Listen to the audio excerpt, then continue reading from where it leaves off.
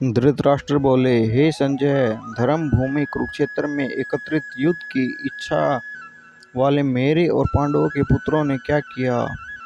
संजय बोले, उस समय राजा दुर्योधन ने व्यूह रचना युक्त पांडवों की सेना की ओर देखा और द्रोणाचार्य के पास जाकर यह वचन कहा, हे आचार्य, आपके बुद्धिमान शिष्य द्रुपद पुत्र धृष्टद्युम्न द्वारा व्यूहाकार खड़ी की हुई पांडवों की इस बड़ी भारी सेना को देखिए। इस सेना में बड़े बड़े धनुषों वाले तथा युद्ध में भीम और अर्जुन के समान शूरवीर सात्यकी और विराट तथा महारथी राजा द्रुपद, धृष्टकेतु और चेकितान तथा बलवान काशीराज पुरुजीत, कुंती भोज और मनुष्य में श्रेष्ठ सेव्य पराक्रमी युद्धामन्यु तथा बलवान उत्मोजा, सुभद्रा पुत्र अभिमन्यु एवं द्रौपदी के पांचों पुत्र, ये सभी महारथी हैं। हे ब्राह्मण श्रेष्ठ, अपने पक्ष में भी जो प्रधान है उनको आप समझ लीजिए। आपकी जानकारी के लिए मेरी सेना के जो सेनापति हैं उनको बतलाता हूँ। आप द्रोणाचार्य और पितामह भीष्म तथा कर्ण और संग्राम विजय कृपाचार्य तथा वैसे ही अश्वत्थामा, विकर्ण और सोमदत्त का पुत्र भूरिश्रवा और भी मेरे लिए जीवन की आशा त्याग देने वाले बहुत से शूरवीर, अनेक प्रकार के शस्त्रों से सुसज्जित और सब के सब युद्ध में चतुर हैं। भीष्म पितामह द्वारा रक्षित हमारी वह सेना सब प्रकार से अजय है और भीम द्वारा रक्षित इन लोगों की यह सेना जीतने में सुगम है। इसलिए सब मोर्चों पर अपनी अपनी जगह स्थित रहते हुए आप सभी लोग निसंदेह भीष्म पितामह की सब ओर से रक्षा करें। कौरवों में वृद्ध बड़े प्रतापी पितामह भीष्म ने उस दुर्योधन के हृदय में हर्ष उत्पन्न करते हुए उच्च स्वर से सिंह की दहाड़ के समान गरज कर शंख बजाया। इसके पश्चात शंख और नगाड़े तथा ढोल, मृदंग और नरसिंहे आदि एक साथ ही बज उठे। उनका वह शब्द बड़ा भयंकर हुआ। इसके अनंतर सफेद घोड़ों से युक्त उत्तम रथ में बैठे हुए श्री कृष्ण महाराज और अर्जुन ने भी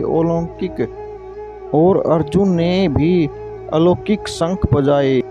श्री कृष्ण महाराज ने पांचजन्य नामक, अर्जुन ने देवदत्त नामक और भयानक कर्म वाले भीमसेन ने पौंड्रक नामक शंख बजाए।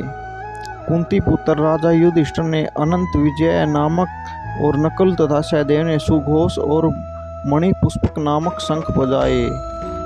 श्रेष्ठ धनुष वाले काशीराज और महारथी शिखंडी एवं धृष्टद्युम्न तथा राजा विराट और अजय सात्यकी, राजा द्रुपद एवं द्रौपदी के पांचों पुत्र और बड़ी भुजा वाले सुभद्रा पुत्र अभिमन्यु, इन सभी ने हे राजन सब ओर से अलग अलग शंख बजाए और उस भयानक शब्द ने आकाश और पृथ्वी को भी गुंजाते हुए धृतराष्ट्रों के अर्थात आपके पक्ष वालों के हृदय। संजय बोले, हे धृतराष्ट्र, अर्जुन द्वारा कहे अनुसार महाराज श्री कृष्णचंद्र ने दोनों सेनाओं के बीच में भीष्म और द्रोणाचार्य के सामने तथा संपूर्ण राजाओं के सामने उत्तम रथ को खड़ा कर इस प्रकार कहा कि हे पार्थ, युद्ध के लिए जुटे हुए इन कौरवों को देख।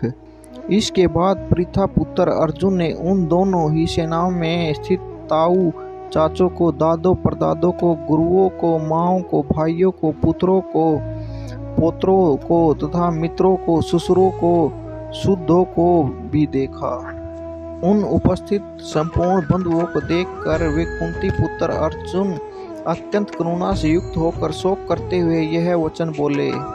अर्जुन बोले, हे कृष्ण, युद्ध क्षेत्र में डटे हुए युद्ध के अभिलाषी इस सौजन समुदाय को देखकर मेरा अंग शिथिल हुए जा रहा है और मुख सूखा जा रहा है तथा मेरे शरीर में कंप एवं रोमांच हो रहा है। हाथ से गांडीव धनुष गिर रहा है और त्वचा भी बहुत जल रही है तथा मेरा मन भ्रमित सा हो रहा है, इसलिए मैं खड़ा रहने को भी समर्थ नहीं हूँ। हे केशव, मैं लक्षणों को भी विपरीत ही देख रहा हूँ तथा युद्ध में सौजन समुदाय को मारकर कल्याण भी नहीं देख। हे कृष्ण, मैं न तो विजय चाहता हूँ और न ही राज्य तथा सुखों को। हे गोविंद, हमें ऐसे राज्य से क्या प्रयोजन है अथवा ऐसे भागों से और जीवन से भी क्या लाभ है। हमें जिनके लिए राज्य भोग और सुख आदि अभिशिष्ट है वे ही ये सब धन और जीवन की आशा को त्याग कर युद्ध में खड़े हैं। गुरुजन, ताऊ, चाचे, लड़के और उसी प्रकार दादे, मामे, ससुर, पोतर, साले तथा और भी संबंधी लोग हैं। हे मधुसूदन, मुझे मारने पर भी अथवा तीनों लोकों के राज्य के लिए भी मैं इन सब को मारना नहीं चाहता, फिर पृथ्वी के लिए तो कहना ही क्या है। हे जनार्दन, धृतराष्ट्र के पुत्रों को मारकर हमें क्या प्रसन्नता होगी, इन आतताइयों को मारकर हमें पाप ही लगेगा।